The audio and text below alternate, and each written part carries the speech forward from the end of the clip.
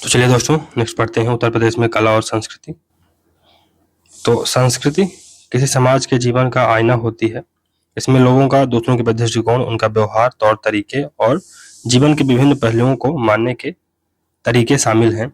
इसमें वे तरीके भी शामिल हैं जिनमें लोग ललित और प्रदर्शन कलाओं के माध्यम से खुद को अभिव्यक्त करते हैं।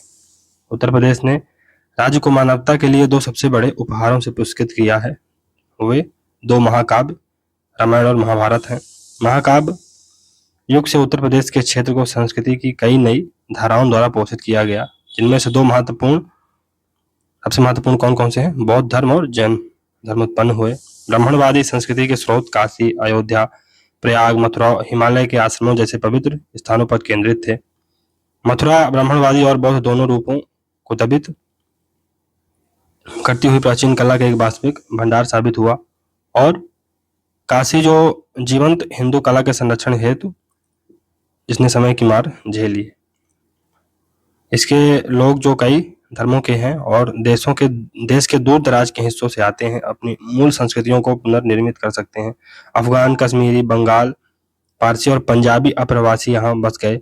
ईसाई, हिंदू, मुस्लिम और बौद्ध सभी ने अपने धर्म का पालन करने और इसे भविष्य की पीढ़ियों तक पहुंचाने की क्षमता प्राप्त की। अति प्राचीन काल से उत्तर प्रदेश में लोकप्रिय और प्रचलित कला के प्रमुख रूप धातु, लकड़ी, हाथी दांत, पत्थर, मिट्टी पर पेंटिंग, मूर्ति कला और हाथ से तैयार किए गए डिजाइन है। मथुरा कला विद्यालय, तो बौद्ध मूर्तियों की कला के 3 विद्यालय गांधार, अमरावती और मथुरा है। Mathura school of art Uttar Pradesh की संस्कृति का एक महत्वपूर्ण हिस्सा है। मथुरा कला विद्यालय कुषाण काल में अपने शिखर पर पहुंच गई। इस अवधि का सबसे महत्वपूर्ण कार्य बुद्ध की मानव रूपी छवि है, जिसे अब तक कुछ प्रतीकों द्वारा दर्शाया गया है। न केवल बुद्ध बल्कि अन्य 2 धर्मों जैन और हिंदू धर्म को भी मथुरा शैली में चित्रित किया गया था। इन छवियों की देश के अन्य हिस्सों में बहुत मांग थी। इस परंपरा को उत्तर भारत के अन्य हिस्सों में फैलाया गया। भूतेश्वर और मथुरा जिले के अन्य स्थानों में पाए गए पत्थरों के स्तंभों पर चित्रित दृश्य समकालीन जीवन की झलक पेश करती है। जिनमें कपड़े, आभूषण, मनोरंजन के साधन, हथियार, घरेलू फर्नीचर आदि शामिल है। मथुरा स्कूल ऑफ आर्ट की मुख्य विशेषताएं, तो यह ध्यान दिया जा सकता है कि इसमें विष्णु और विष्णु की छवियों को दर्शाया गया है। छवियों की मात्रा चित्र तल से बाहर प्रक्षेपित होती है। चेहरे गोल और मुस्कुराते हुए हैं। शरीर के वस्त्र दिखाई पड़ते हैं। बुद्ध, यक्ष, यक्षिणी, शैव और वैष्णव देवताओं की छवियां और चित्र बड़े पैमाने पर उकेरे गए हैं। प्रतिमाओं और मूर्तियों को बनाने के लिए ज्यादातर धब्बेदार लाल बलुआ पत्थर का इस्तेमाल किया गया था। 2वीं शताब्दी ईस्वी में मथुरा में छवियां कामुक हो गईं, गोल मटोल हो गईं और मांसल हो गईं। 3री शताब्दी में अत्यधिक मांसलता और मुद्रा में गति को कम करके मूर्तिकला मात्रा में परिवर्तन का उपचार 2 पैरों के बीच की दूरी को बढ़ाकर और शरीर की मुद्रा के झुकाव का उपयोग करके दिखाया गया। सिर के चारों ओर प्रभामंडल विपुल रूप से सुशोभित है। उत्तर प्रदेश में पेंटिंग्स, तो उत्तर प्रदेश में चित्रकला की परंपरा प्रागैतिहासिक काल से चली आ रही है। जैसा कि कंदरा या मिर्जा शैली के शैलाश्रय हैं। फिर सोनभद्र और चित्रकूट के गुफा चित्रों में शिकार, युद्ध, त्योहार, नृत्य, रोमांटिक जीवन और जानवरों के दृश्यों को दर्शाया गया है। उत्तर प्रदेश में चित्रकला का स्वर्ण काल मुगल काल था। जहांगीर के शासन काल में चित्रकला अपने चरम उत्कर्ष पर पहुंची। मुगल चित्रकला शैली एशियाई संस्कृति की सबसे बड़ी उपलब्धियों में से एक है और अपनी अवधारणा, प्रस्तुति और शैली में अद्वितीय है। बुंदेलखंड के क्षेत्र में चित्रकला अपनी पूर्णता के चरम पर पहुंच गई जब ओरछा के राजा ने मथुरा में केशव देव के मंदिर का पुनर्निर्माण किया। मथुरा, गोकुल, वृंदावन और गोवर्धन के चित्रों में भगवान कृष्ण के जीवन के दृश्यों को दर्शाया गया है। उत्तर प्रदेश की एक अन्य प्रमुख पूर्व आधुनिक चित्रकला परंपरा को गढ़वाल स्कूल के नाम से भी जाना जाता है, जिसे गढ़वाल राजाओं ने संरक्षण दिया। तो ये महत्वपूर्ण चित्रकारी है, ये बुंदेला चित्रकारी है। फिर ये सांझी कला है, फिर ये चिकनदारी कला है, ये जरदोरी कला है। ये तो नेक्स्ट है शिल्प।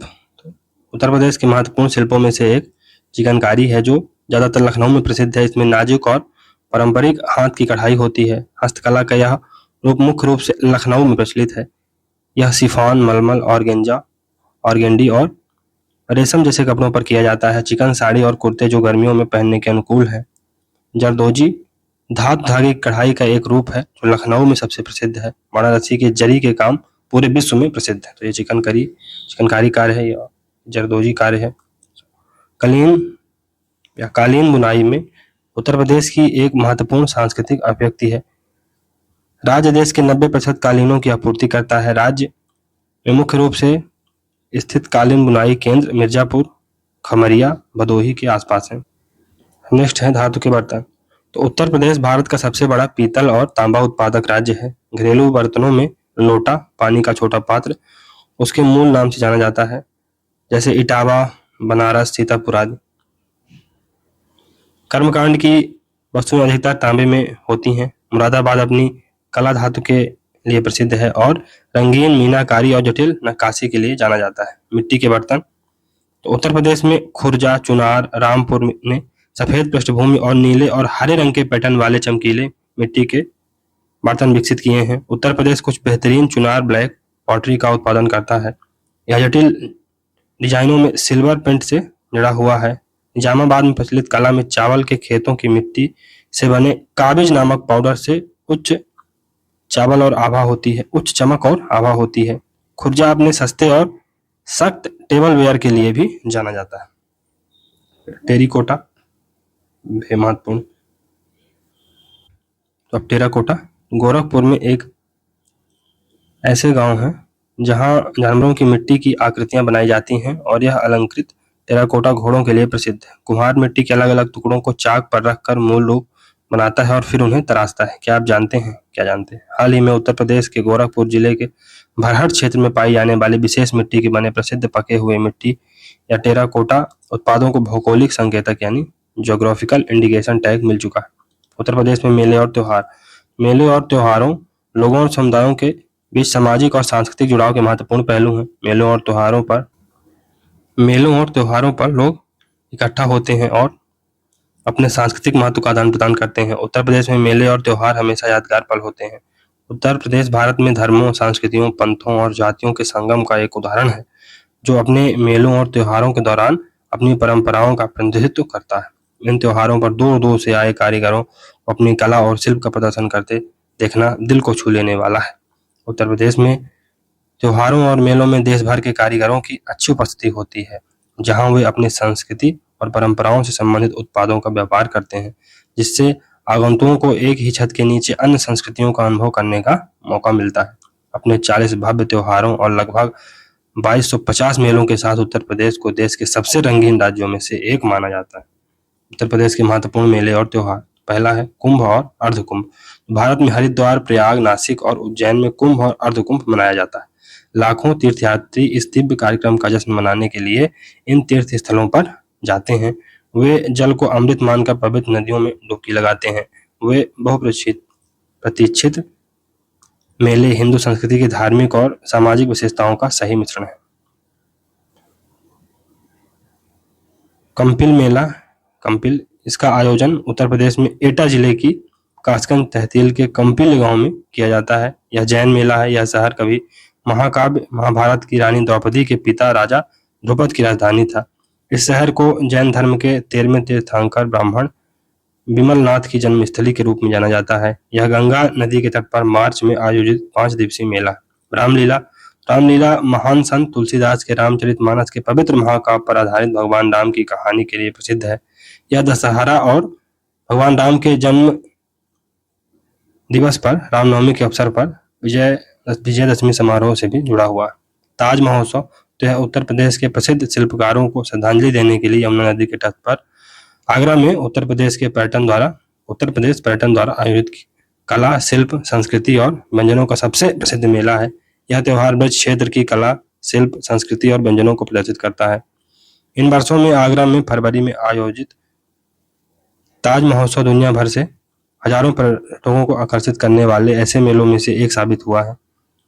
मेले में गर्म चांदनी रातों के दौरान ताजमहल के प्रांगण में प्रसिद्ध संगीतकारों और नर्तकियों को प्रदर्शन करते हुए देखना एक अच्छा अवसर प्राप्त कराता है। उत्तर प्रदेश के अन्य मेले और त्योहार। तो बटेश्वर मेला ये आगरा में लगता है। कैलाश मेला ये भी आगरा में लगता है। राम बारात आगरा में। देव मेला बाराबंकी में। गंगा महोत्सव वाराणसी में। बरसाना होली ये मथुरा में होता है। उत्तर प्रदेश में संगीत। तो उत्तर प्रदेश महान संतों और ऋषियों की भूमि रही है और प्राचीन भजनों और मंत्रों के गायन ने संगीत की मूल परंपरा को जन्म दिया है, जो एक संगीत परंपरा में विकसित हुई है। मध्यकाल में संगीत की दो विभिन्न धाराओं का उदय हुआ। दरबारी संगीत, जो आगरा, फतेहपुर सीकरी, लखनऊ, जौनपुर, वाराणसी, अयोध्या, बांदा और दतिया जैसे दरबारों में संरक्षण जिसको मिला। दूसरा भक्ति पंथ से उभरने वाली धार्मिक परंपरा थी, जो मथुरा, वृंदावन और अयोध्या जैसे केंद्रों में पनपी। उत्तर प्रदेश के शासकों और संगीतकारों ने हिंदुस्तानी संगीत की समृद्धि में योगदान दिया। हिंदुस्तानी शास्त्रीय संगीत। तो हिंदुस्तानी शास्त्रीय संगीत भारतीय उपमहाद्वीप के उत्तरी क्षेत्रों का शास्त्रीय संगीत है, जिसे उत्तर भारतीय शास्त्रीय संगीत भी कहा जाता है। इसे बीणा, सितार और सरोद जैसे वाद्य यंत्रों पर बजाया जाता है। इसकी उत्पत्ति 12वीं शताब्दी ईसा पूर्व में हुई थी, जब इसे कर्नाटक संगीत दक्षिण भारत में एक शास्त्रीय संगीत से अलग कर दिया गया था। हिंदुस्तानी शास्त्रीय संगीत की उत्पत्ति गंगा यमुना तहबीज उपमहाद्वीप में फारसी अरबी कलाओं के महान प्रभाव का काल में हुई थी। यह संगीत भारतीय शास्त्रीय संगीत परंपरा को फारसी अरबी संगीत ज्ञान से जोड़ता है। इसके परिणाम स्वरूप घराना संगीत शिक्षा प्रणाली की एक अनूठी परंपरा है। उस्ताद बिस्मिल्लाह खां, पंडित भीमसेन जोशी और रविशंकर जैसे हिंदुस्तानी शास्त्रीय संगीत के प्रतिपादकों को कला में उनके योगदान के लिए भारत के सर्वोच्च नागरिक पुरस्कार भारत रत्न से सम्मानित किया गया है। 20वीं शताब्दी में जयपुर, आगरा, ग्वालियर जैसे छोटी रियासतों के शहरों ने हिंदुस्तानी संगीत के विकास में महत्वपूर्ण भूमिका निभाई।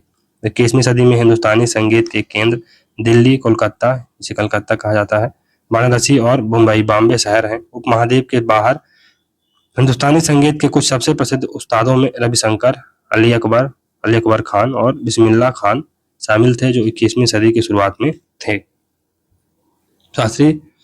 हिंदुस्तानी शास्त्रीय संगीत की प्रमुख शैलियाँ। शास्त्रीय संगीत की प्रमुख शैलियाँ। तो हिंदुस्तानी शास्त्रीय संगीत से जुड़े प्रमुख मुखर रूप या शैलियाँ ध्रुपद, ख्याल और तराना है। हल्के शास्त्रीय रूपों में धमार, त्रिबत, चौती, कजरी, टप्पा, ठुमरी, दादरा, गजल और भजन शामिल हैं। ये शास्त्रीय संगीत के कठोर नियमों का पालन नहीं करते। तो ध्रुपद गायन की एक पुरानी शैली है, जो परंपरागत रूप से पुरुष गायकों द्वारा गाई जाती है। यह तंबूरा और पखावज वाद्य यंत्रों के साथ बजाया जाता है। ध्रुपद में वाद्य संगीत में रुद्र वीणा नामक एक प्राचीन वाद्य यंत्र का प्रयोग किया जाता है। ध्रुपद संगीत मुख्य रूप से विषय और सामग्री में भक्तिपूर्ण है। इसमें विशेष देवी देवताओं की स्तुति का पाठ किया जाता है। तानसेन ने ध्रुपद शैली में गाया था। ध्रुपद का एक हल्का रूप धमार है, मुख्य रूप से होली के बसंत त्योहार के दौरान गाया जाता है। ध्रुपद के प्रमुख घराने तो दगरी है, दरभंगा है, बेतिया है और तलवंडी घराने हैं। ख्याल स्वर संगीत का एक आधुनिक भारतीय रूप है। ख्याल शाब्दिक अर्थ है विचार या कल्पना, एक फारसी या अरबी शब्द से लिया गया है। ध्रुपद की तुलना में ख्याल के अलंकरण की विविधता अधिक है। ख्याल की सामग्री का महत्व गायक के लिए निर्धारित राग में संगीत के माध्यम से ख्याल के भावनात्मक महत्व को चित्रित करना है। इस शैली की उत्पत्ति का श्रेय अमीर खुसरो 14वीं शताब्दी के अंत में को दिया जाता है। मुगल सम्राट मोहम्मद शाह ने अपने दरबारी संगीतकारों सदरंग, अदारंग और मनारंग के माध्यम से इस रूप को लोकप्रिय बनाया। ख्याल के प्रमुख घराने ग्वालियर है, किराना है, पटियाला है, आगरा है इत्यादि। ठुमरी तो उत्तर प्रदेश में नवाब वाजिद अली खां के दरबार में इसकी उत्पत्ति हुई। इसकी उत्पत्ति पूर्वी उत्तर प्रदेश में मुख्य रूप से लखनऊ और बनारस में 18वीं शताब्दी के आसपास हुई। गीत मुख्य रूप से पुरानी अधिक ग्रामीण हिंदी बोलियों जैसे ब्रजभाषा, अवधी और भोजपुरी में है। कवर किए गए विषय आमतौर पर रोमांटिक होते हैं, जो माधुर्य राग के बजाय गीतों को अधिक महत्व देते हैं और संगीत की कहानी कहने के गुण लाते हैं। इन मजबूत भावनात्मक सौंदर्य शास्त्र को व्यक्त करने की आवश्यकता ठुमरी और कथक को एक आदर्श मेल बनाती है। ठुमरी के एकल रूप बनने से पहले एक साथ प्रदर्शन किया जाता है। ठुमरी के प्रमुख घराने बनारस, लखनऊ और पटियाला है। गजल तो इसे मीर तकी मीर, गालिब, दाग, जौंक और सौदा जैसे शास्त्रीय कवियों द्वारा लोकप्रिय बनाया गया। गजल शैली की विशेषता रोमांस और प्रेम के विभिन्न रंगों पर इसके व्याख्यान हैं।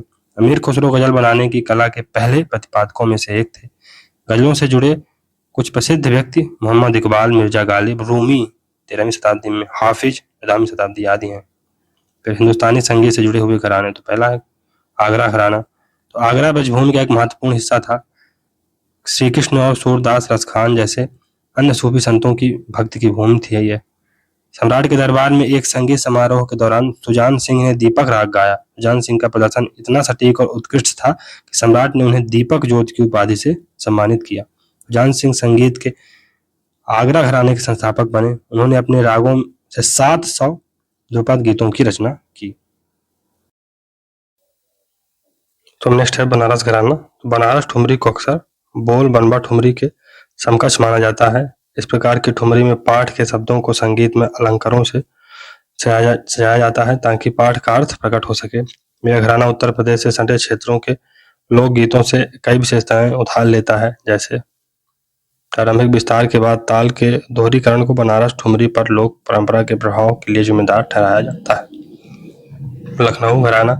तो यह घराना विनम्रता और जटिल अलंकरणों से भरी ठुमरी प्रस्तुत करता है। कोर्ट डांसिंग की कला के साथ क्लियाराना के जुड़ाव ने कदम ताल, हाव भाव और अनुग्रह के सुझाव से भरे एक रूप को बनाने में मदद की। बनारस ठुमरी की तुलना में लखनऊ संस्करण या व्याख्या अपनी कामुकता में अधिक स्पष्ट है। अवध दरबार में विकसित गजल परंपरा शायद इस विशेषता का स्रोत है। शहनाई वादक उस्ताद बिस्मिल्लाह खां, कथक के जादूगर बिरजू महाराज, तबला वादक किशन महाराज, महान बाबा अलाउद्दीन खान और उनके शिष्य पंडित रविशंकर और उस्ताद विलायत खां, गजल गायिका बेगम अख्तर, रसूलन बाई, गिरजा देवी और कई अन्य लोग इस राज्य में रहते हैं और अपने शिल्प का अभ्यास करते हैं। उत्तर प्रदेश में नृत्य। कथक उत्तर प्रदेश का शास्त्रीय नृत्य है। इसकी उत्पत्ति 7वीं शताब्दी ईस्वी के दौरान उत्तर भारत में हुई। कथक में हाथों, पैरों और चेहरों के भावों की जटिल और पेचीदा गति होती है। कथक की उत्पत्ति हिंदू मंदिरों में हिंदू शास्त्रों, महाभारत और रामायण से महाकाव्य कहानियों को चित्रित करने के लिए एक कहानी कहने के उपकरण के रूप में हुई थी। पूजनी कहानी कहने में सहायता के लिए कविता को एक लयबद्ध गति के साथ जोड़ा गया था। हालांकि मंदिर की दीवारों के भीतर कहानियां लंबे समय तक नहीं रहीं। खानाबदोश कहानीकार जल्द ही पूरे भारत में नृत्यों को लेकर जाने लगे। उन्होंने अपने प्रदर्शन में भावनाओं और चेहरों के भावों को जोड़ा। नृत्य को और विकसित करते हुए नक्काली और नाटिकता के तत्वों को शामिल किया गया। इस तरह कथक अपने एकांत भक्तिमूल से एक अधिक सुलभ और बहुशासित मनोरंजन परंपरा में बदल दिया गया। मध्ययुगीन काल के दौरान कथक दरबारी संस्कृति का एक स्थापित हिस्सा बन गया। इसे फारसी राजाओं और भारत के मुस्लिम मुगलों के संरक्षण में प्रचित किया गया। इसने कथक के रूपांतरण को एक बोलचाल के मनोरंजन से एक शास्त्रीय कला के रूप में मुहरबंद कर दिया। महल की दीवारों के पीछे इसकी हिंदू जड़ों में निहित भावनात्मक और सुंदर कहानियों को इस्लाम से अधिक तकनीक, आसनों, लयबद्ध तत्वों और गणितीय प्रभावों के साथ जोड़ा गया। मंत्रमुग्ध करने वाला, सटीक और स्पंदित करने वाला कदम ताल, साथ ही ऊपरी शरीर, हाथों की स्थिति और चेहरे के भावों की सुंदर प्रस्तुतीकरण कथक के विविध सांस्कृतिक प्रभावों को दर्शाती है। उत्तर भारत के मूल उत्पत्ति तबला और पखावज जैसे विभिन्न उपकरणों के संगीत के साथ फुटवर्क होता है। इस प्रकार कथक एक मजबूत नृत्य के रूप में विकसित हुआ, जिसमें हिंदू और मुस्लिम दोनों संस्कृतियों के तत्व शामिल थे। कथक 3 अलग अलग रूपों में पाया जाता है, जिसे घराना कहा जाता है, जिसका नाम उन शहरों के नाम पर रखा गया है जहां कथक नृत्य परंपरा विकसित हुई: जयपुर, बनारस और लखनऊ। बनारस घराना। बनारस घराना पारंपरिक रूप में सबसे पुराना घराना माना जाता है। जानकी प्रसाद ने बनारस घराना विकसित किया, जिसे अक्सर जानकी प्रसाद घराना भी कहा जाता है। सितारा देवी इस घराने की सबसे प्रसिद्ध प्रतिपादक हैं। आज उनकी अध्यक्षता उनकी बेटी जयंती माला और गोपी कृष्णा कर रही हैं। लखनऊ घराना। तो मध्यकालीन शासक लखनऊ में वाजिद अली शाह ने कथक के विकास में योगदान दिया। उनके दरबार से कथक की एक शैली का उदय हुआ, जिसे आज लखनऊ घराना के नाम से जाना जाता है। लखनऊ घराने के नृत्य पर मुगल और ईरानी सभ्यता के प्रभाव के कारण अलंकरण और नृत्य के अभिनय पक्ष पर विशेष ध्यान दिया गया है। शालीनता और दमदार अभिनय में लखनऊ घराना अन्य घरानों से कहीं अधिक आगे है। इस घराने की असली पहचान बनाने का श्रेय पद्म विभूषण पंडित बिरजू महाराज 1934 से 2022 को दिया गया। उन्होंने कई बार अंतर्राष्ट्रीय स्तर पर अपनी प्रतिभा का प्रदर्शन कर कथक के पारंपरिक स्वरूप को सार्थक किया। अन्य प्रतिपादक शंभू महाराज, लच्छू महाराज और शोभना नारायण हैं। जबलपुर घराना। परंपरागत रूप से जबलपुर घराने में एक मजबूत आध्यात्मिक सुगंध रहा है। इसमें वैष्णववाद और शैव धर्म के विचारों की एक विस्तृत विविधता शामिल है। परंपरागत रूप से जयपुर घराने में एक मजबूत आध्यात्मिक महक रहा है, जिसमें वैष्णववाद और शैव धर्म के विचारों की एक विस्तृत विविधता शामिल है। लखनऊ घराना जो अभिनय पर जोर देता है के विपरीत जयपुर घराना नृत्य और कदम ताल पर जोर देता है। उत्तर प्रदेश के अन्य नृत्य रूप बड़े पैमाने पर नाट्य रूपों में व्यक्त किए जाने वाली लोक परंपराएं जैसे नौटंकी उत्तर प्रदेश का सबसे लोकप्रिय डांस फॉर्म माना जाता है, जिसे राजस्थान, मध्य प्रदेश, हरियाणा, बिहार में भी किया जाता है। इस नृत्य में मंच पर अभिनेताओं द्वारा गीतात्मक रूप में कहानी सुनाई जाती है, तो साथ में नृत्य भी करते हैं। अक्सर कहानी समकालीन सामाजिक समस्याओं या राष्ट्रीय भावनाओं से जुड़ी होती है। वास्तव में स्वतंत्रता पूर्व काल के दौरान उनका प्रयोग जनता की राष्ट्रवादी भावनाओं को जगाने के लिए किया जाता था। रामलीला एक कला के रूप में है जो भगवान राम के जीवन से संबंधित है और इसमें नृत्य और रंगमंच का प्रदर्शन शामिल है। ब्रज रामलीला ब्रज रासलीला प्रेमी कृष्ण के जीवन से जुड़ी है। चरकुला राज्य का एक और लोक नृत्य है। चरकुला नृत्य करते हुए महिला नर्तकी अपने सिर पर जले हुए दीपकों के एक स्तंभ को संतुलित करती है। चरकुला और रसिया राज्य के ब्रज क्षेत्र की मूल कलाएं हैं। रसिया राधा और श्री कृष्ण के प्रेम को दर्शाता है। कजरी नृत्य भी उत्तर प्रदेश में काफी लोकप्रिय है। कजरी नृत्य भी वर्षा ऋतु की शुरुआत के साथ दृश्य पर आता है। विवाहिता बेटियां ससुराल से झूले पर खेलने के लिए मायके लौट जाती हैं। जब स्त्रियां झूलों पर खेलते हुए मधुर स्वर में गाती हैं तो अन्य स्त्रियां स्वतः ही गीतों के साथ लय में चलने लगती हैं। छपेली नृत्य तो मृतक एकता मिलन की सुखद स्मृतियों और विरह के मार्मिक क्षणों का वर्णन करते हैं। नर्तकियों की संख्या की कोई सीमा नहीं है। गाने आमतौर पर प्रेम गीत होते हैं। तो अब नेक्स्ट है उत्तर प्रदेश में साहित्य। तो उत्तर प्रदेश का भाषा और साहित्य का एक लंबा इतिहास रहा है। उत्तर प्रदेश के साहित्यकारों के आश्चर्यजनक योगदान की अपार विविधता और समृद्धि प्राचीन काल से चली आ रही है। इसने हिंदू धर्म, रामायण और महाभारत के जुड़वा संस्कृत महाकाव्यों के साथ राज्य को पुरस्कृत किया। यह कबीर, तुलसीदास, सूरदास और केशवदास की भूमि है। अन्य दिग्गज अपने समृद्ध प्रयासों के लिए प्रसिद्ध थे। उस समय के राजाओं के दरबार में अश्वघोष, बाणभट्ट, मयूर, दिवाकर, बागपति, भावभूति, राजशेखर, लक्ष्मीधर, श्रीहर्ष, कृष्णमिश्र जैसे विद्वान प्रमुख थे। बाद के वर्षों में प्रमुख साहित्य केंद्र बनारसी, ब्रज क्षेत्र, अवध, बुंदेलखंड और प्रयागराज रहे। संगीतकार और रचना तो कबीर ने बीजक लिखा है। अश्वघोष ने बुद्ध चरितम लिखा है। बाणभट्ट हर्षचरित और कादम्बरी के लेखक हैं। मयूर ने सूर्य शतक लिखा है। भावभूति ने महावीर चरित, उत्तर रामचरित और मालती माधव लिखा है। राजशेखर ने काव्य मीमांसा लिखा है। उत्तर प्रदेश भाषाई परंपराओं में समृद्ध है क्योंकि यहाँ हिंदी, उर्दू, संस्कृत, हिंदुस्तानी, ब्रजभाषा, अंग्रेजी, अवधी, बघेली, भोजपुरी, बुंदेली और कन्नौजी जैसी कई भाषाएं बोली जाती हैं। नगरीय प्रचारणी सभा और हिंदी साहित्य सम्मेलन ने प्रदेश में साहित्यिक परंपराओं को बढ़ावा देने में महत्वपूर्ण भूमिका निभाई है। उत्तर प्रदेश हिंदी और उर्दू का गढ़ रहा है। भारतेंदु हरिश्चंद्र, मुंशी प्रेमचंद, महादेवी वर्मा, श्रीकांत वर्मा जैसे साहित्यकारों और सूर्यकांत त्रिपाठी, निराला, हरिवंश राय बच्चन, सुमित्रा नंदन पंत, महावीर प्रसाद द्विवेदी और उपेंद्र नाथ आस्क जैसे कवियों ने प्रदेश में साहित्य को नई ऊंचाइयां प्रदान की। लेखक और उनके प्रमुख रचनाएं तो भारतेंदु हरिश्चंद्र की रचना है वैदिक हिंसा न भवति, सत्य हरिश्चंद्र, भारत दुर्दशा, नीला देवी, अंधेर नगरी। मुंशी प्रेमचंद की प्रेमाश्रय, रंगभूमि, गवन, कर्मभूमि, गोदान। महादेवी वर्मा की अतीत के चलचित्र, पथ के साथी, गिल्लू, गिरजा और संस्करण। फिराक, गोरखपुरी, जोश, मलिहाबादी, अकबर प्रयागराज, मजाज लखनवी, कैफी आजमी, अली सरदार जाफरी, शकील बदायूनी और निदा फाजिली उर्दू शायरी के क्षेत्र में उत्तर प्रदेश की सांस्कृतिक विरासत की सूची में प्रमुख नाम है। उत्तर प्रदेश के प्राचीन शहर। उत्तर प्रदेश एक समृद्ध इतिहास और विरासत वाला राज्य है। उत्तर प्रदेश में कई ऐसी जगहें हैं जो बीते जमाने की कहानी कहती हैं। ये कभी संस्कृति, ज्ञान, परंपरा और वाणिज्य के प्रकाश स्तंभ थे। उत्तर प्रदेश के इन प्राचीन शहरों के बारे में जानकार कोई भी गौरवशाली अतीत के बारे में जानकारी प्राप्त कर सकता है और उस समय के दौरान मौजूद स्थापत्य प्रतिभा की प्रशंसा कर सकता है। उत्तर प्रदेश के प्राचीन नगरों का अध्ययन निम्न परिपथों के अंतर्गत किया जा सकता है। पहला, वाराणसी। तो वाराणसी को प्रकाश का शहर या काशी कहा जाता है।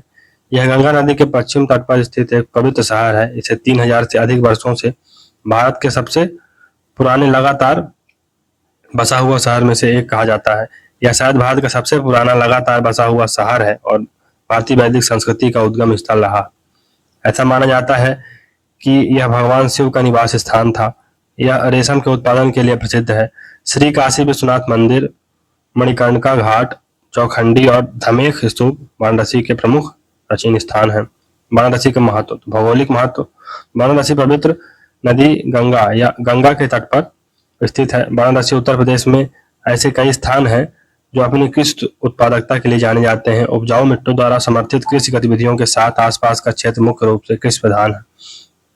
उत्तर प्रदेश के सांस्कृतिक महत्व के ऐसे कई स्थान वाराणसी के समग्र आर्थिक और भौगोलिक महत्व में योगदान करते हैं। आर्थिक महत्व, वाराणसी राजनीतिक रूप से उत्तर प्रदेश के पूर्वी भाग में स्थित है, जो भारत में एक आबादी वाला और राजनीतिक रूप से महत्वपूर्ण राज्य है। लखनऊ, इलाहाबाद, वर्तमान में प्रयागराज और पटना जैसे अन्य प्रमुख शहरों से इसकी निकटता इसे एक प्रमुख परिवहन केंद्र और वाणिज्य, व्यापार और पर्यटन का केंद्र बनाती है।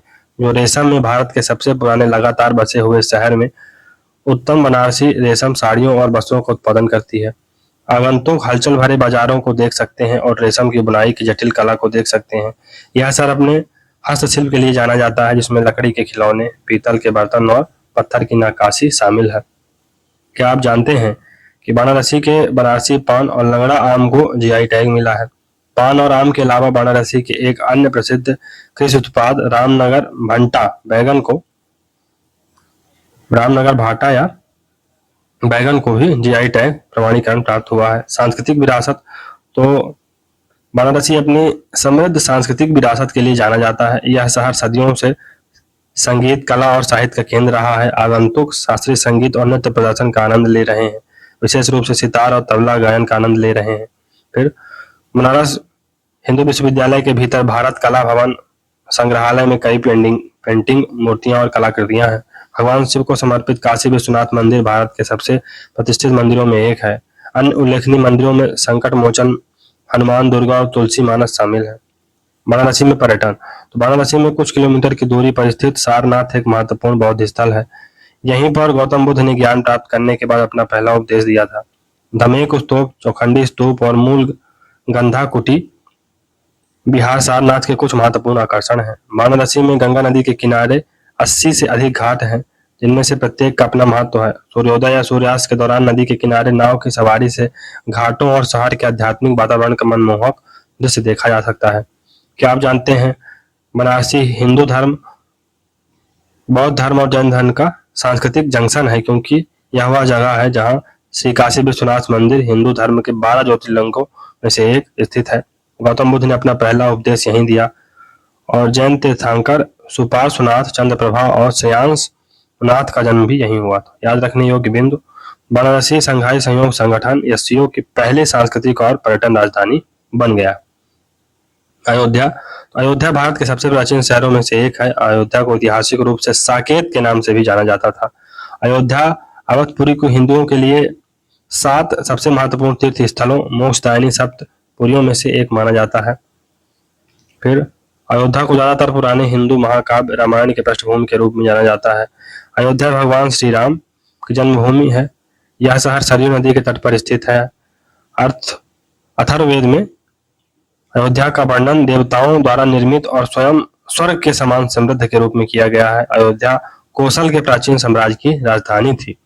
अयोध्या का महत्व, तो सांस्कृतिक और ऐतिहासिक महत्व। अयोध्या की भौतिक स्थिति ने इसकी सांस्कृतिक और ऐतिहासिक विरासत को प्रभावित किया है। उपजाऊ मैदानों से घिरे सरयू नदी के किनारे स्थित शहर ने बसने वालों को आकर्षित किया और सदियों से विभिन्न सभ्यताओं के उत्थान और पतन को देखा। इसने अयोध्या के समृद्ध इतिहास में योगदान दिया, जिससे यह ऐतिहासिक महत्व का स्थान बन चुका है। भौगोलिक महत्व, तो अयोध्या सरयू नदी के तट पर स्थित है, जिसे घाघरा नदी के नाम से भी जाना जाता है। नदी शहर के मध्य से बहती है, इसकी प्राकृतिक सुंदरता को बढ़ाती है और प्राकृतिक जल स्रोत प्रदान करती है। शहर के ऐतिहासिक और सांस्कृतिक विकास में नदी की उपस्थिति एक महत्वपूर्ण कारक रही है। अयोध्या भारत के उत्तरी भाग में एक केंद्रीय स्थान रखता है। यह रणनीतिक रूप से उत्तर प्रदेश में स्थित है, जिससे यहाँ देश के विभिन्न हिस्सों से आसानी से पहुंचा जा सकता है।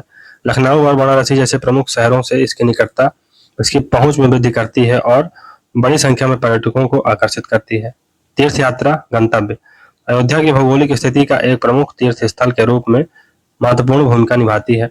शहर की पहुंच और केंद्रीय स्थिति भारत के विभिन्न क्षेत्रों के भक्तों के लिए भगवान राम से जुड़े विभिन्न मंदिरों और धार्मिक स्थलों पर जाने और उनके दर्शन करने के लिए सुविधाजनक बनाती है। प्राकृतिक सौंदर्य और पर्यावरण। अयोध्या की विशेषता प्राकृतिक सुंदरता, नदी, हरी भरी हरियाली और शांत वातावरण है।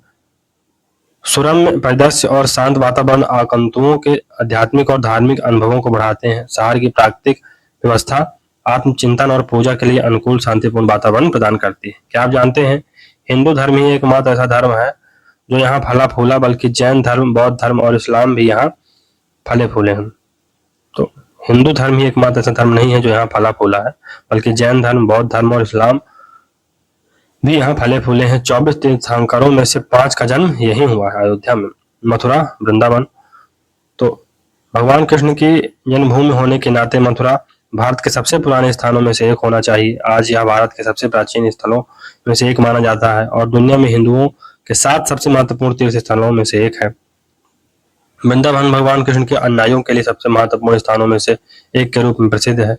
यह उत्तर प्रदेश के मथुरा जिले में यमुना नदी के तट पर स्थित है। सांस्कृतिक और धार्मिक दोनों रूप में से महत्वपूर्ण इस्कॉन मंदिर यहाँ स्थित है।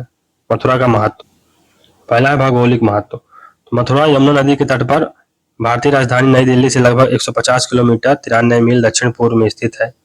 एक प्रमुख नदी के तट पर इसकी रणनीतिक स्थिति ने सदियों से इसके वृद्धि और विकास में योगदान दिया है। प्राचीन व्यापार मार्ग। तो मथुरा पश्चिमी और मध्य भारत के साथ एक प्राचीन उत्तरी भारत के गंगा के मैदान पर स्थित है। इस स्थान से मथुरा को प्राचीन काल में व्यापार और वाणिज्य का एक महत्वपूर्ण केंद्र बना दिया था, जो विभिन्न क्षेत्रों के व्यापारियों को आकर्षित करता था। आर्थिक महत्व। तो मथुरा अपने पारंपरिक हस्तशिल्प और कलाकृतियों के लिए जाना जाता है, विशेष रूप से भगवान कृष्ण से संबंधित। कुशल कारीगर लकड़ी की मूर्तियां, धातु के काम, पेंटिंग और वस्त्र जैसी विभिन्न वस्तुओं का निर्माण और बिक्री करते हैं। ये हस्तशिल्प पर्यटकों के लिए लोकप्रिय स्मृति चिन्ह के रूप में काम करते हैं, जिससे स्थानीय हस्तशिल्प उद्योग फलता फूलता है और कई कारीगरों को आजीविका प्रदान करता है। मथुरा और इसके आसपास के क्षेत्र अपने डेयरी उद्योग के लिए भी जाने जाते हैं। यह शहर अपने दूध आधारित उत्पादों के लिए प्रसिद्ध है, जिसमें घी, मक्खन, पेड़ा और बर्फी जैसे विभिन्न मिठाइयां शामिल हैं। डेयरी क्षेत्र स्थानीय अर्थव्यवस्था में एक महत्वपूर्ण भूमिका निभाता है। डेयरी किसानों, दूध संग्रह केंद्रों और प्रसंस्करण इकाइयों का समर्थन करता है। पर्यटन। मथुरा हिंदुओं के लिए सबसे महत्वपूर्ण तीर्थ स्थलों में से एक है, क्योंकि इसे भगवान कृष्ण का जन्म स्थान माना जाता है। शहर दुनिया भर के लाखों पर्यटकों और भक्तों को आकर्षित करता है। आवास, परिवहन, रेस्तरां और स्मारिका दुकानों जैसे पर्यटन संबंधित गतिविधियों से पर्याप्त राजस्व उत्पन्न करता है। स्थानीय अर्थव्यवस्था विशेष रूप से होली और जन्माष्टमी जैसे त्योहारों के दौरान आगंतुकों की आमद होती है। शहर में प्रसिद्ध कृष्ण जन्मभूमि मंदिर सहित कई प्राचीन मंदिर हैं जो दुनिया भर के भक्तों को आकर्षित करते हैं। कन्नौज। तो कन्नौज इस शहर का मूल नाम कन्याकुब्ज था। यह भारत के सबसे प्राचीन शहरों में से एक है और अपनी समृद्ध विरासत को भी संरक्षित कर रहा है। इसके निकट विभिन्न पुरातात्विक स्थल हैं। कन्नौज में प्रागैतिहासिक हथियार और कांस्य के उपकरण मिले हैं। चंद्रगुप्त द्वितीय के शासनकाल के दौरान 399 से 414 ईस्वी के बीच चीनी यात्री फाहियान जैसे प्रसिद्ध यात्रियों ने कन्नौज का दौरा किया। हर्ष ने कन्नौज को अपने राज्य की राजधानी बनाया। कन्नौज की छोटी छोटी गलियों में सुगंध की महक अमिट आकर्षक बिखेरती है। कन्नौज का महत्व। तो ऐतिहासिक महत्व। कन्नौज की एक समृद्ध ऐतिहासिक विरासत है और कभी प्राचीन और मध्यकालीन भारत में एक प्रमुख राजनीतिक और सांस्कृतिक केंद्र था। कन्नौज पांचाल राज्य में स्थित था। कन्नौज ने कई राजवंशों के उत्थान और पतन को देखा, जिसमें गुप्त, प्रतिहार, पाल और चौहान शामिल थे, जिन्होंने कई वास्तुशिल्प अवशेषों और सांस्कृतिक प्रभाव चिन्ह अपने पीछे छोड़ गए। हर्षवर्धन ने अधिकांश उत्तरी भारत को एकीकृत किया और अपनी राजधानी कन्याकुब्ज, जिसे कन्नौज के नाम से भी जाना जाता है, से 4 दशकों तक शासन किया। द्विपक्षीय संघर्ष का प्रमुख केंद्र कन्नौज ही था। सांस्कृतिक विरासत और पर्यटन। कन्नौज की एक समृद्ध सांस्कृतिक विरासत है जो इस ऐतिहासिक स्मारकों, प्राचीन मंदिरों और पारंपरिक त्योहारों में परिलक्षित होती है। शहर के आकर्षणों में 64 योगिनी मंदिर, कालेश्वर महादेव मंदिर और गौरी शंकर मंदिर शामिल है। ये सांस्कृतिक स्थल शहर के लिए अपने ऐतिहासिक महत्व के साथ पर्यटकों और इतिहास के प्रति उत्साही लोगों को आकर्षित करते हैं। स्थानीय पर्यटन उद्योगों में योगदान करते हैं और होटल, रेस्तरां और हस्त कला की दुकानों जैसे संबंधित व्यवसायों का समर्थन करते हैं। आर्थिक महत्व। कन्नौज अपने इत्र उद्योग, विशेष रूप से अतर प्राकृतिक इत्र के उत्पादन के लिए प्रसिद्ध है। यह शहर सदियों से इत्र से जुड़ा हुआ है और अक्सर इसे भारत की इत्र राजधानी कहा जाता है। कन्नौज के कुशल इत्र निर्माताओं ने उत्तम सुगंध बनाने के लिए फूलों, जड़ी बूटियों और अन्य प्राकृतिक अवयवों से आवश्यक तेल निकालने की कला में महारत हासिल की है। कन्नौज का इत्र उद्योग स्थानीय अर्थव्यवस्था में महत्वपूर्ण योगदान देता है, रोजगार के अवसर प्रदान करता है और देश भर और अंतर्राष्ट्रीय स्तर पर खरीदारों को आकर्षित करता है। कन्नौज उपजाऊ गंगा के मैदानों में स्थित है, जो इस क्षेत्र में कृषि को प्राथमिक आर्थिक गतिविधि के रूप में मानते हैं। कन्नौज में कृषि क्षेत्र स्थानीय और क्षेत्रीय खाद्य आपूर्ति में योगदान देता है और ग्रामीण आबादी के लिए रोजगार के अवसर प्रदान करता है। संकिसा, तो इसकी पहचान फर्रुखाबाद जिले में काली नदी के किनारे स्थित बसंतपुर गांव के रूप में की गई है। कहा जाता है कि भगवान बुद्ध स्वर्ग में अपनी माता को उपदेश देने के बाद यहाँ अवतरित हुए थे। सम्राट अशोक ने इस पवित्र स्थान को चिन्हित करने के लिए हाथी की मूर्ति के साथ एक स्तंभ बनवाया। संकिसा का महत्व, संकिसा का क्या महत्व है? तो भौगोलिक महत्व, संकिसा भारत के उत्तर प्रदेश के फर्रुखाबाद जिले में स्थित है। यह कन्नौज से लगभग 47 किलोमीटर उत्तर पश्चिम में और उत्तर प्रदेश की राजधानी लखनऊ से लगभग 80 किलोमीटर पश्चिम में स्थित है। यह शहर उपजाऊ गंगा के मैदानी इलाकों में स्थित है। ऐतिहासिक रूप से इनकी कृषि उत्पादकता के लिए महत्वपूर्ण रहा है।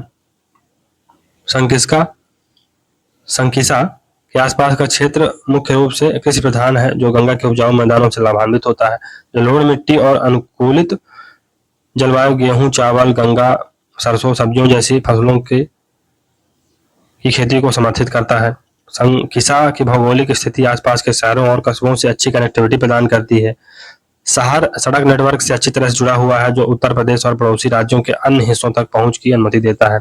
ऐतिहासिक और सांस्कृतिक महत्व, संकिसा बौद्धों के लिए एक महत्वपूर्ण स्थान है। ऐसा माना जाता है कि बुद्ध द्वारा अपनी माता रानी माया को उपदेश के बाद तुषिता स्वर्ग से उतरी थी। संकिसा अपनी पुरातात्विक विरासत के लिए भी सुप्रसिद्ध है। खुदाई से अशोक स्तंभ और गुप्त विष्णु मंदिर सहित प्राचीन संरचनाओं के अवशेष मिले हैं। ये पुरातात्विक निष्कर्ष शहर के ऐतिहासिक और सांस्कृतिक अतीत में अंतर्दृष्टि प्रदान करते हैं। शोधकर्ताओं, इतिहासकारों और प्राचीन सभ्यताओं में रुचि रखने वाले पर्यटकों को आकर्षित करते हैं। संकिसा का ऐतिहासिक महत्व बौद्ध काल से भी आगे तक फैला हुआ है।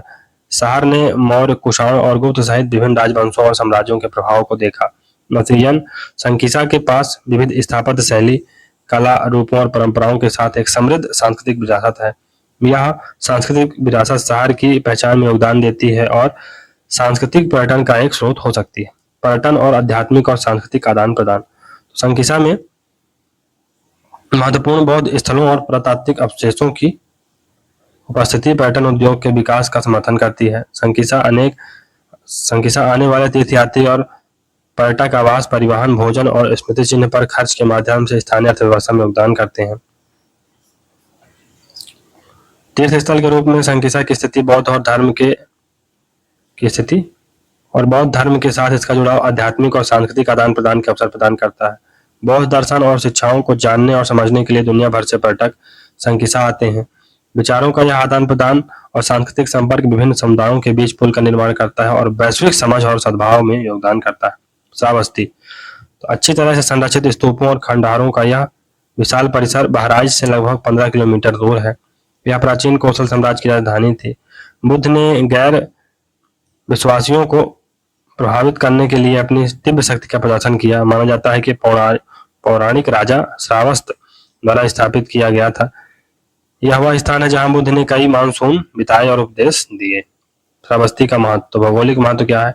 श्रावस्ती उत्तर भारत में उत्तर प्रदेश राज्य में स्थित है। यह उत्तर प्रदेश की राजधानी लखनऊ से लगभग 180 किलोमीटर उत्तर पूर्व में स्थित है। इसका रणनीतिक स्थान इसे घरेलू और अंतर्राष्ट्रीय दोनों आगंतुकों के लिए आसानी से सुलभ बनाता है। श्रावस्ती उपजाऊ गंगा के मैदानों में स्थित है, जो एक सुरम्य परिदृश्य और प्राकृतिक सुंदरता प्रदान करता है। इस क्षेत्र में हरे भरे खेत, जल निकाय और शांत वातावरण है। श्रावस्ती के पास बहने वाली राप्ती नदी इस क्षेत्र के प्राकृतिक आकर्षण में इजाफा करती है। ऐतिहासिक और सांस्कृतिक महत्व, श्रावस्ती बौद्धों के प्रमुख तीर्थ स्थलों में से एक के रूप में प्रसिद्ध है। इसका बौद्ध धर्म के संस्थापक गौतम बुद्ध के जीवन से गहरा संबंध है। ऐसा माना जाता है कि बुद्ध ने 24 मानसून बिताए और श्रावस्ती में कई प्रवचन दिए। यह शहर दुनिया भर के बौद्धों के लिए अधिक महत्व रखता है और तीर्थ यात्रियों को आकर्षित करता है, जो प्राचीन बौद्ध स्थलों और अवशेषों की यात्रा करते हैं। श्रावस्ती की पहचान राप्ती नदी के तट पर स्थित 60 महेठ के अवशेषों से की गई है। यह प्राचीन कौशल साम्राज्य की राजधानी थी। श्रावस्ती में जेतवन मठ बुद्ध के समय के सबसे प्राचीन, सबसे प्रमुख मठ परिसरों में से एक था। यह बुद्ध को अनाथ पिंडिका नामक एक धनी व्यापारी द्वारा उपहार में दिया गया था। जेतवन मठ ने बौद्ध शिक्षाओं और चर्चाओं के लिए एक प्रमुख केंद्र के रूप में कार्य किया। आज भी आगंतुक इस ऐतिहासिक मठ के खंडहरों का पता लगा सकते हैं, जो पर्यटकों और बौद्ध धर्म में रुचि रखने वाले विद्वानों के लिए एक महत्वपूर्ण आकर्षण है। श्रावस्ती में पर्यटन। श्रावस्ती एक महत्वपूर्ण बौद्ध तीर्थ स्थल है, क्योंकि ऐसा माना जाता है कि भगवान बुद्ध ने अपने मठवासी जीवन का एक महत्वपूर्ण हिस्सा वहां बिताया और कई प्रवचन दिए। दुनिया भर के बौद्ध तीर्थयात्री बुद्ध के जीवन से जुड़े स्थलों जैसे कि जेतवन मठ और अनाथ पिंडिका के स्तूपों को श्रद्धांजलि अर्पित करने के लिए श्रावस्ती आते हैं। पर्यटकों और तीर्थयात्रियों का प्रवाह आवास, परिवहन, रेस्तरां और स्मारिका दुकानों के माध्यम से स्थानीय अर्थव्यवस्था में योगदान देता है। यह बौद्ध सर्किट के तहत निर्मित अच्छी सड़कों से अच्छी तरह से जुड़ा हुआ है। श्रावस्ती में जापान की मदद से स्थापित विशाल विश्व शांति घंटी के बारे में कहा जाता है कि वह अपने टोल के माध्यम से मानवता का संदेश देती है। प्रयागराज शहर उत्तर प्रदेश के सबसे बड़े शहरों में से एक है और 3 नदियों गंगा, यमुना और पौराणिक सरस्वती के संगम पर स्थित है। मिलन बिंदु को त्रिवेणी के रूप में जाना जाता है और विशेष रूप से हिंदुओं के लिए पवित्र है। पहले आर्यों की बस्तियां इसी नगर में बसी थी, जिसे उस समय प्रयाग के नाम जाना जाता था। प्रयाग जिले में बेलन नदी के तट पर स्थित कोल्डिहावा चावल का प्राचीनतम साक्ष्य माना जाता है। मिर्जापुर, सोनभद्र, प्रयागराज और प्रतापगढ़ की खुदाई में नवपाषाण कालीन उपकरण और हथियार मिले हैं। प्रयाग सोम, वरुण और प्रजापति का जन्म स्थल है। प्रयाग को ब्राह्मण, वैदिक और बौद्ध साहित्य में पौराणिक व्यक्तियों से जोड़ा गया है। यह महान ऋषि भारद्वाज, दुर्वासा और ऋषि पन्नस की जन्मस्थली भी रहा है। पर्यटन का महत्व, प्रयागराज का महत्व क्या है? तो ऐतिहासिक और सांस्कृतिक महत्व। तो प्रयागराज गौरवशाली अतीत और वर्तमान के साथ भारत के ऐतिहासिक और पौराणिक शहरों में से एक है। यह प्रेत बाधित होने और स्थायी यादों की जगह के बीच अंतर करना जारी रखता है। यह हिंदुओं, मुसलमानों, जैनियों और ईसाइयों की मिश्रित संस्कृति का शहर है। इसकी पवित्रता पुराणों, रामायण और महाभारत में इसके संदर्भों से स्पष्ट होती है। हिंदू पौराणिक कथाओं के अनुसार त्रिमूर्ति के निर्माता भगवान ब्रह्मा ने सृष्टि के प्रारंभ में प्राक यज्ञ करने के लिए पृथ्वी पर एक भूमि यानी प्रयाग को चुना और उन्होंने इसे तीर्थ राजा या सभी तीर्थ स्थलों के राजा के रूप में भी संदर्भित किया। पद्म पुराण के अनुसार जैसे सूर्य चंद्रमा में और चंद्रमा सितारों में है, वैसे ही प्रयाग सभी तीर्थों में सर्वश्रेष्ठ है। ब्रह्म पुराण में प्रयाग में स्नान का उल्लेख है। माघ मास में प्रयाग में गंगा यमुना के तट पर स्नान करने से करोड़ों अश्वमेघ यज्ञों का फल मिलता है। वाह! पर्यटन। तो प्रयागराज का अत्यधिक धार्मिक और सांस्कृतिक महत्व है। यह त्रिवेणी संगम का स्थान है, जो 3 पवित्र नदियों का संगम है, गंगा, यमुना और पौराणिक सरस्वती। इस संगम को हिंदू धर्म में पवित्र माना जाता है और यहाँ साल भर लाखों श्रद्धालुओं और पर्यटक आते हैं। शहर दुनिया के सबसे बड़े धार्मिक आयोजन कुंभ मेले की मेजबानी करता है, जो लाखों तीर्थयात्रियों और पर्यटकों को आकर्षित करता है। कहा जाता है कि प्रयागस्य प्रवेशु पापम नाशवत तत्क्षणम, अर्थात प्रयाग में प्रवेश करने से सारे पाप धुल जाते हैं। प्रशासनिक और कानूनी केंद्र। प्रयागराज उत्तर प्रदेश की प्रशासनिक और न्यायिक राजधानी है। इसमें विभिन्न सरकारी कार्यालय, प्रशासनिक निकाय और इलाहाबाद उच्च न्यायालय भारत के सबसे पुराने और सबसे प्रतिष्ठित उच्च न्यायालयों में से एक है। शिक्षा और अनुसंधान। प्रयागराज इलाहाबाद विश्वविद्यालय, मोतीलाल नेहरू राष्ट्रीय प्रौद्योगिकी संस्थान और भारतीय सूचना प्रौद्योगिकी संस्थान इलाहाबाद सहित कई प्रसिद्ध शैक्षणिक संस्थानों का घर है। ये संस्थान देश भर के छात्रों को आकर्षित करते हैं और एक कुशल कार्यबल विकसित करने में योगदान करते हैं। प्रयागराज के शिक्षा क्षेत्र में भारत के ऐतिहासिक और पौराणिक शहरों की शैक्षणिक सेवाओं और संबद्ध व्यवसायों की उपस्थिति देखने को मिलती है। क्या आप जानते हैं कि यह शहर ब्रिटिश शासन के खिलाफ भारतीय स्वतंत्रता आंदोलन का केंद्र था, जिसका केंद्र आनंद भवन था। यह प्रयागराज तब इलाहाबाद के नाम से जाना जाता था। महात्मा गांधी ने भारत को आजाद कराने के लिए अहिंसक प्रतिरोध के अपने कार्यक्रम का प्रस्ताव रखा था। प्रयागराज ने स्वतंत्रता के बाद के भारत के प्रधानमंत्रियों की सबसे बड़ी संख्या पंडित जवाहरलाल नेहरू, लाल बहादुर शास्त्री, इंदिरा गांधी, राजीव गांधी, बीपी सिंह, पूर्व प्रधानमंत्री चंद्रशेखर इलाहाबाद विश्वविद्यालय के छात्र थे।